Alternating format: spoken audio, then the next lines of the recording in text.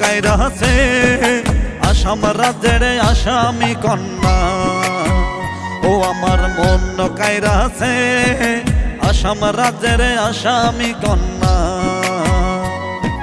বাংলাদেশে বাড়ি আমার রংপুর বিভাগ, নীলফামারী জেলা আমার জলঢাকা থানা। এটা সকলের জানা, এটা সকলের জানা। আমার মন কাইরা আছে আসাম রাজ্যের আসামি কন্যা।